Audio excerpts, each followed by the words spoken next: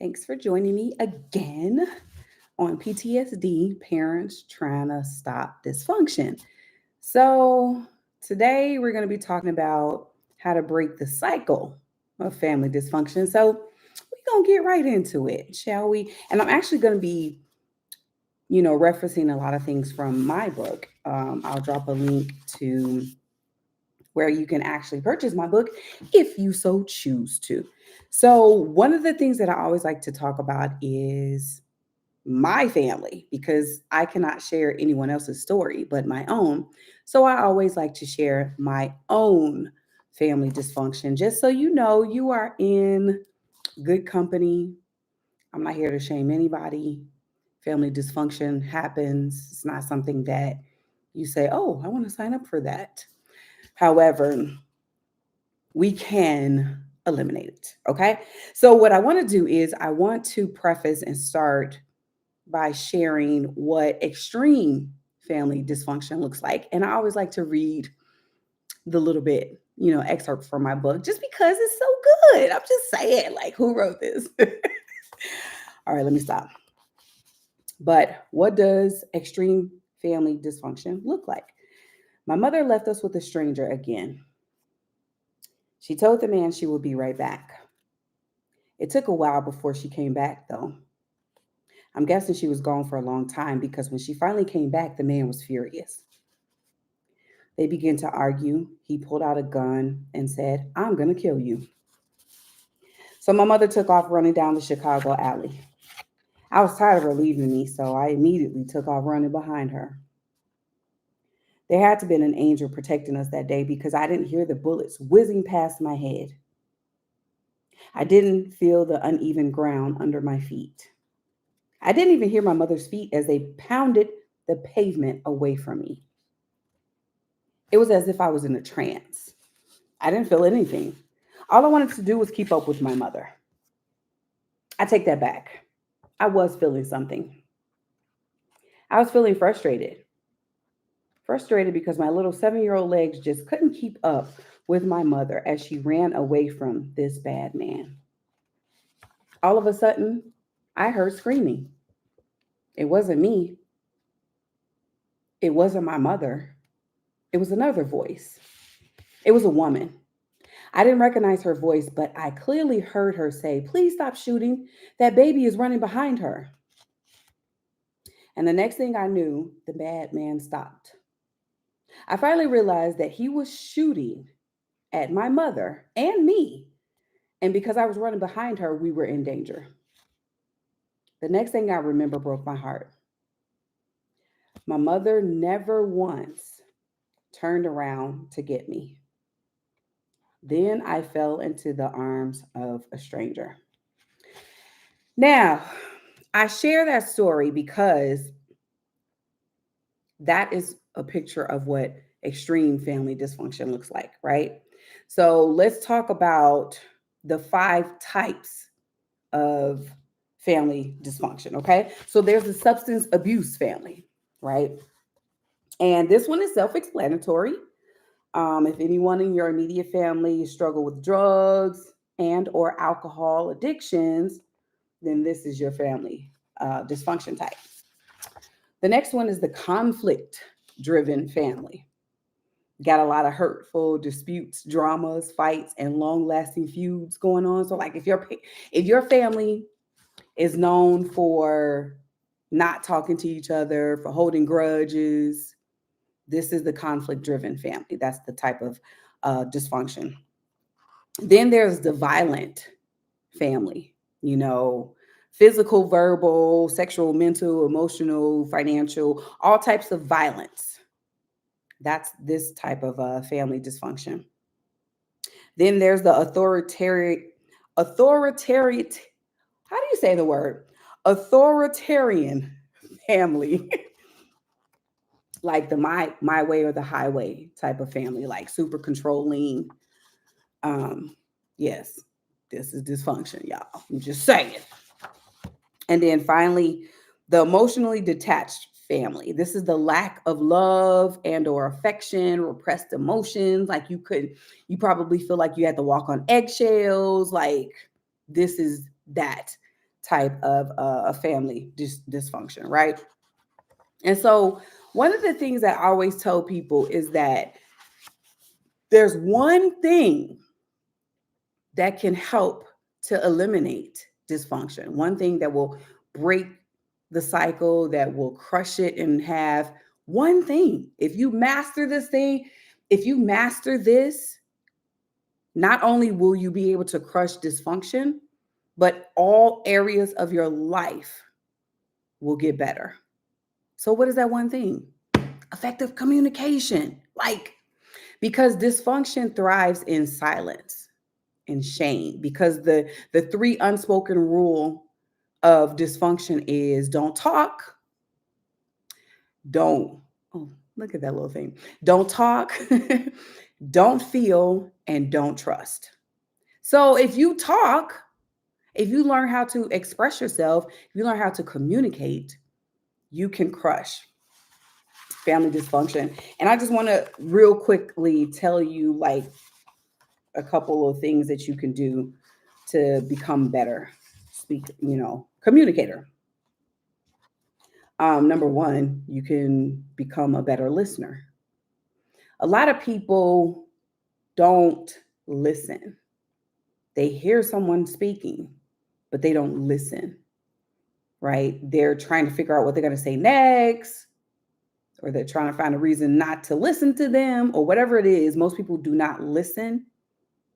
And this is what causes a lot of dysfunction, is when you don't know how to be a better listener. I always tell people, God bless most of us with two eyes, two ears, and one mouth for one reason, and one reason alone.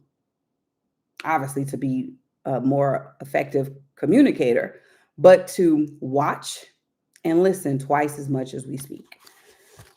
Right? So, become better listeners. That's one way. Learning how to empower the other person is another way to become a better communicator. So, like, what does that look like? For example, if you are someone who like to give compliments and you'll just say, "Oh, you know, I like," let's just say something that someone has no control over, which is the way they look. To me, that is not empowering, because that person didn't have anything to do with their facial features. They were born this way, unless they had plastic surgery. Then however, I digress. But more often than not, the person didn't have anything to do with, their facial features and how they look. So to me, that's not empowering. To empower someone is to help them to see what's in them. And when you can help someone to really see the power that they possess in themselves, and you're able to articulate that, you can become a better communicator, right? Another way is to be able to delegate, learning how to delegate clearly. So I know sometimes my I'm going to talk about me, y'all. Okay, we talk about me. I remember one time I told my youngest daughter to go make me some tea. I have this one particular type of tea that I really, really like, and I drink a lot, and it's ginger tea. Anytime I'm having stomach issues, the ginger tea really, really helps me. So I don't know what I was watching, or I don't know what was going on, but I wasn't paying attention. And I said, "Hey, can you go make me some ginseng tea?" And so she was in there, and she was in there for a long time. So by this time I was angry, like, "What's happening? Why aren't you bringing me the tea?" She comes back and says, "There's none in there." I'm like, "I literally just bought some. It's a ton of it in there. Go look again." So she goes in there, goes in there, long story short, in there a long time, comes back with a tea bag. And she says, "This is the only tea bag that I see in there, but it's actually the ginger tea bag." And I was like, "Yeah, that's what I'm talking about. That's what I want." She said, You didn't say that. You said ginseng tea. And I was like, oops, you are correct. And I had to apologize because I was wrong. So, not knowing how to delegate clearly can lead to miscommunication. So, making sure that you're very clear in your communication, making sure that if you mean something, you say what you mean. Don't beat around a bush. Like, there's a lot of people that beat around a bush. And I understand, especially if you've come from an abusive background with the don't talk. I can get it. But learning how to really speak up is going to be very, very important. Another one is managing the conversations that you have. For example, like I just told you about when I told my daughter, hey, bring me this tea. I clearly said the wrong thing. And she took a long time to come because she was trying to look for what she heard me say. Well, when she came back and she told me that I, in fact, was wrong, I apologized. That was my way of managing the conversation. I was wrong. I know a lot of parents who do not apologize, and that's probably going to be another video that we talk about. But apologizing to your children actually helps to build relationships, right? It takes nothing away from you as a parent.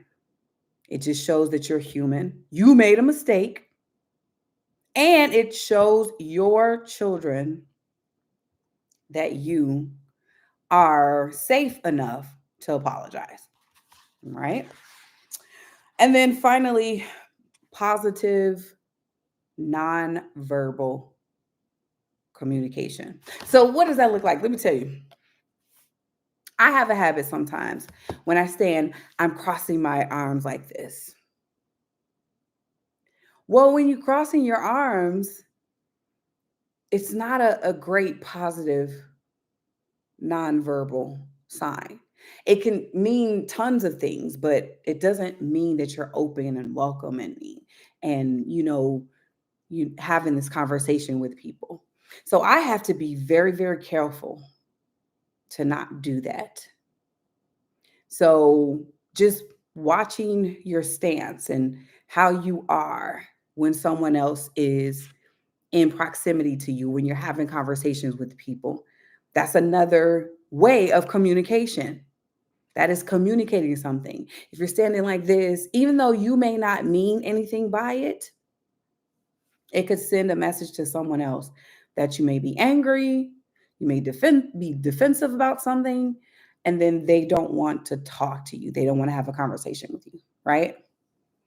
So I know the holidays are coming up. Those of you who are going to see family next week, communication is the only thing. Effective communication, let me say that. Effective communication is the only thing that breaks the cycle of family dysfunction. But if you do it right, you can break the cycle, you can build better relationships, and have more fun with your family. So, thanks so much again for joining me on this live. And if you would like to get a copy of my book, Parenting the Confident Child, I will have the link in the description. I hope that you have an amazing holiday. If you choose to be with family, think about what I was talking about both last week and this week. And if not, take care of yourself. And I will see you on the next live. Have a great day. And if you haven't already, subscribe and talk to you soon.